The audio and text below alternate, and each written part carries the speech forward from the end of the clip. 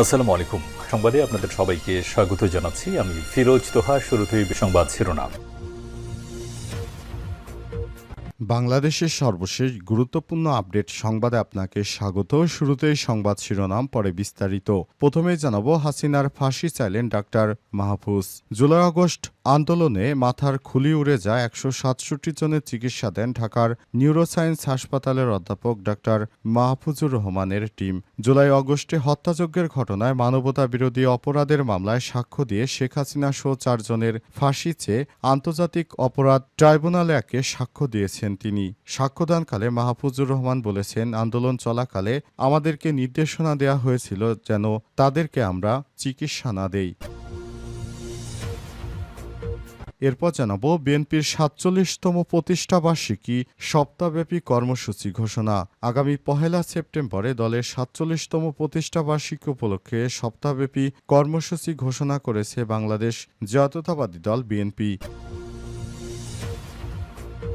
এদিকে free internet সংযোগ না পেয়ে যুবককে পেটানো সেই পুলিশের এসআই ক্লোজড। খাগড়াছড়ির দীঘিনালায় ফ্রি ইন্টারনেট সংযোগ না দেয় যুবককে পিটিয়ে জখম করার ঘটনায় পুলিশের উপপরিদর্শক নাজমুল হাসানকে ক্লোজড করা হয়েছে। আজ তাকে ক্লোজড করে খাগড়াছড়ি পুলিশ লাইনসে সংযুক্ত করা হয়। এদিকে ৪ সমুদ্র বন্দরে ৩ নম্বর সতর্ক সংকেত জারি। চট্টগ্রাম, কক্সবাজার, মংলা ও পায়রা সমুদ্র বন্দরকে ৩ নম্বর সতর্ক সংকেত দেখাতে বলেছে আবহাওয়া অধিদপ্তর। একই সঙ্গে দেশের ৭ অঞ্চলের নদীবন্দরগুলোকেও সতর্ক সংকেত দিতে বলা হয়েছে। আজ সর্দার উদয়ন রায়হান একটি বিজ্ঞপ্তিতে বিষয়টি নিশ্চিত করেন। এদিকে রাষ্ট্রপতির ছবি থাকা বা না থাকা নিয়ে ব্যস্ত সরকার, বললেন রুমিন ফারহানা। বিএনপি সহ আন্তর্জাতিক বিষয়ক সম্পাদক ও সাবেক সংসদ সদস্য ব্যারিস্টার রুমিন ফারহানা বলেছেন, রাষ্ট্রপতির ছবি থাকবে কি থাকবে না সেটা নিয়ে সরকার যত ব্যস্ত, তার চেয়ে যদি বাংলাদেশের ল অ্যান্ড অর্ডার সিচুয়েশনটা ঠিক করার দিকে সরকার মনোযোগী হতো, মানুষের নিরাপত্তা দেওয়ার ব্যাপারে সরকার মনোযোগী হতো, তাহলে আমার মনে হয় দেশটা আরেকটু রাইট ট্র্যাকে যেতে পারত। এবং সর্বশেষ জানাবো, মহাখালীর ৭তলা বস্তিতে আগুন নিয়ন্ত্রণে ফায়ার সার্ভিসের ৭টি ইউনিট। রাজধানীর মহাখালীর ৭তলা বস্তিতে আগুন লাগার ঘটনা ঘটেছে। এই আগুন লাগার ঘটনা বুধবার ২০ আগস্ট বেলা ২টা ৩৭ মিনিটে খবর পাওয়া যায়। ঘটনাস্থলে পৌঁছেছে ফায়ার সার্ভিসের ৭টি ইউনিট। প্রিয় দর্শক, এতক্ষণ শুনছিলেন সংবাদ শিরোনাম, এবারে বিস্তারিত।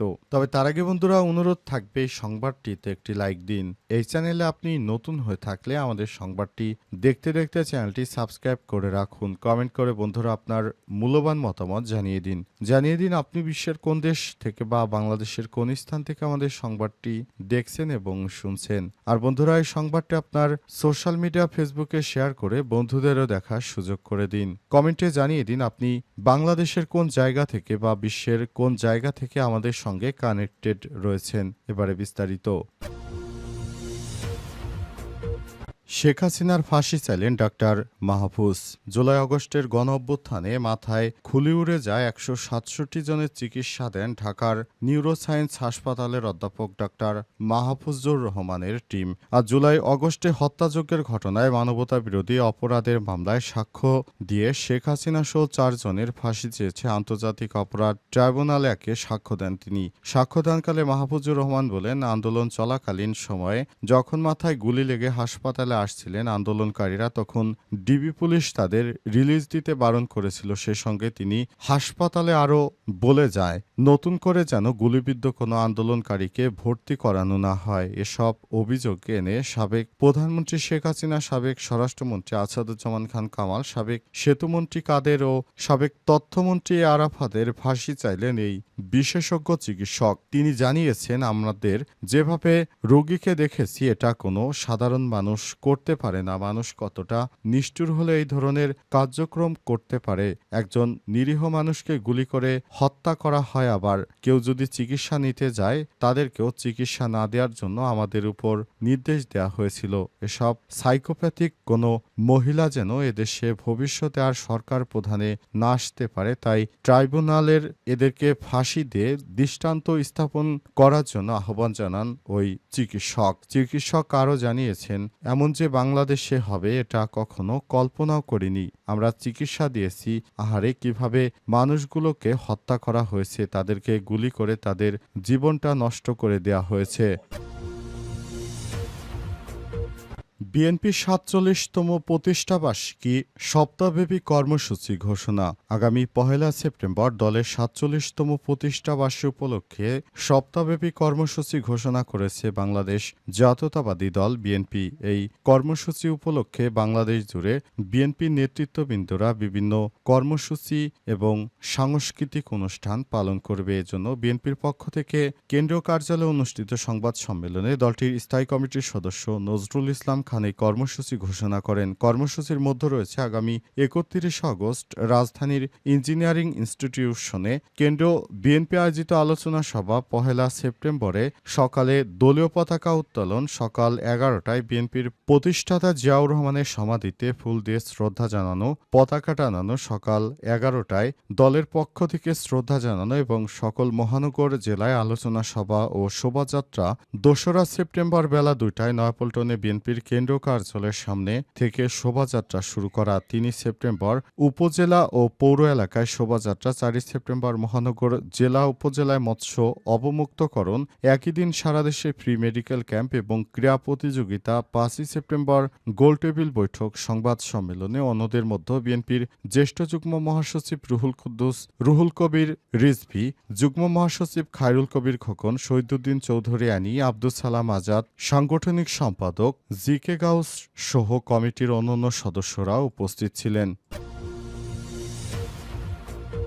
ফ্রি ইন্টারনেট সংযোগ না পেয়ে যুবককে পেটানো পুলিশের এসআই ক্লোজড। খাগড়াছড়ির দিঘিনালাতে ফ্রি ইন্টারনেট সংযোগ না দেয় যুবককে পিটিয়ে জখম করার ঘটনায় পুলিশের উপপরিদর্শক নাজমুল হাসানকে ক্লোজড করা হয়েছে। আজ সকালে তাকে ক্লোজড করে খাগড়াছড়ি পুলিশ লাইনসে সংযুক্ত করা হয়। নাজমুলের বিরুদ্ধে বিভাগীয় ব্যবস্থা নেওয়া হচ্ছে বলে জানিয়েছে দিঘিনালা থানার ভারপ্রাপ্ত কর্মকর্তা ওসি মোহাম্মদ জাকারিয়া। তিনি বলেন, এই ঘটনার পরই কালকে তাকে নিয়ে থানায় নিয়ে আসা হয়। আজ তাকে খাগড়াছড়ি পুলিশ লাইনসে সংযুক্ত করা হয়। তার বিরুদ্ধে বিভাগীয় ব্যবস্থা গ্রহণ করা হচ্ছে। এর আগে মঙ্গলবার বিকেলে উপজেলার মেরুং পুলিশ ফাঁড়িতে স্থানীয় ক্যাবল অপারেটর ইসমাইল হোসেন ২৭কে মারধর করেন ফাঁড়ির ইনচার্জ ও উপপুলিশ পরিদর্শক নাজমুল হাসান। এই ঘটনায় বিক্ষুব্ধ জনতা ফাঁড়ির সামনে অবস্থান নেয়। পরে দিঘিনালা থানার ভারপ্রাপ্ত কর্মকর্তা ওসি মোহাম্মদ জাকারিয়া উপস্থিত হয়ে পরিস্থিতি নিয়ন্ত্রণে আনেন। ভুক্তভোগী ইসমাইল হোসেনের ভাষ্য, ৩ দিন আগে ফাঁড়ির ইনচার্জ আমার কাছে ফ্রিতে ইন্টারনেট সংযোগ চান, না দিলে লাইন খুলে নেওয়ার হুমকি দেন তিনি। আমি ঊর্ধ্বতনদের সঙ্গে কথা বলে পরে সিদ্ধান্ত জানাবো বলে ফাঁড়ি থেকে চলে আসি। পরে বিকালে ফাঁড়ির সামনে আমাকে দেখে পুলিশের এক সদস্য আমাকে ফাঁড়ির ভেতরে নিয়ে যায়। এ সময় তারা আমার ব্যবহৃত বাইকটি চুরির বলে অপবাদ দেয়। পরে উপপরিদর্শক নাজমুল হাসান দোতলা থেকে নেমে এসে আমাকে বেধড়ক পেটাতে থাকেন। আমার ২ হাত প্রচণ্ডভাবে জখম হয়। তবে গণমাধ্যম কর্মীদের কাছে পিটানোর বিষয়টি অস্বীকার করে অভিযুক্ত পুলিশ ফাঁড়ির উপপরিদর্শক নাজমুল হাসান জানান, তিনি দিঘিনালার থানার ওসি জাকারিয়া বলেন, অভিযুক্ত উপপুলিশ পরিদর্শক নাজমুল হাসান আমার কাছে এই ঘটনার দোষ স্বীকার করে দুঃখ প্রকাশ করেছেন। তাকে রাতেই থানায় নিয়ে আসা হয়, সকালে ক্লোজ করা হয়েছে। ৪ সমুদ্র বন্দরে ৩ নম্বর সতর্ক সংকেত জারি। চট্টগ্রাম, কক্সবাজার, মংলা, পায়রা সমুদ্র বন্দরকে ৩ নম্বর সতর্ক সংকেত দেখাতে বলেছে আবহাওয়া অধিদপ্তর। একই সঙ্গে দেশের ৭ অঞ্চলের নদী বন্দরেও সতর্ক সংকেত দেখাতে বলা হয়েছে। আবহাওয়া অধিদপ্তর সমুদ্র বন্দর ও দেশের অভ্যন্তরীণ নদী বন্দরের জন্য দেয়া পূর্বাভাসে সব তথ্য জানানো হয়। আবহাওয়া অফিস জানায়, সক্রিয় মৌসুমি বায়ুর প্রভাবে উত্তর বঙ্গোপসাগর এ সঞ্চালনশীল মেঘমালা সৃষ্টি অব্যাহত রয়েছে। এর প্রভাবে উত্তর বঙ্গোপসাগর, বাংলাদেশের উপকূলীয় এলাকা ও সমুদ্র বন্দরগুলোর উপর দিয়ে দমকা বা ঝোড়ো হাওয়া বয়ে যেতে পারে। ৪ সমুদ্র বন্দরগুলোকে ৩ নম্বর স্থানীয় সতর্ক সংকেত দেখিয়ে যেতে বলা হয়েছে। এর ফলে উত্তর বঙ্গোপসাগরে অবস্থানরত সকল মাছ ধরা নৌকা ও ট্রলারগুলোকে পরবর্তী নির্দেশ না দেওয়া পর্যন্ত উপকূলের কাছাকাছি থেকে সাবধানে চলাচল করতে বলা হয়েছে। দেশের অভ্যন্তরীণ নদীবন্দরগুলোর পূর্বাভাস অধিদপ্তর থেকে জানা গেছে সন্ধ্যা ৬টার মধ্যে খুলনা, বরিশাল, পটুয়াখালী, নোয়াখালী, কুমিল্লা, চট্টগ্রাম, কক্সবাজার অঞ্চলগুলোর উপর দিয়ে দক্ষিণ বা দক্ষিণ পূর্ব দিক থেকে ঘন্টায় ৪৫ থেকে ৬০ কিলোমিটার বেগে বৃষ্টি অথবা বজ্রসহ বৃষ্টি, অস্থায়ী দমকা বা ঝোড়ো হাওয়া বয়ে যেতে পারে। সব এলাকার নদীবন্দরগুলোকে ১ নম্বর সতর্ক সংকেত দেখাতে বলা হয়েছে। এর আগে পূর্বাভাসে বলা হয় দেশের ৭টি অঞ্চলে দুপুরের মধ্যে সর্বোচ্চ ৬০ কিলোমিটার বেগে ঝড় হতে পারে। সেই সঙ্গে বৃষ্টি অথবা বজ্রসহ বৃষ্টিপাতের আভাস রয়েছে। এছাড়াও সারা দেশে দিনের তাপমাত্রা সামান্য কমতে পারে এবং রাতে অপরিবর্তিত থাকতে পারে।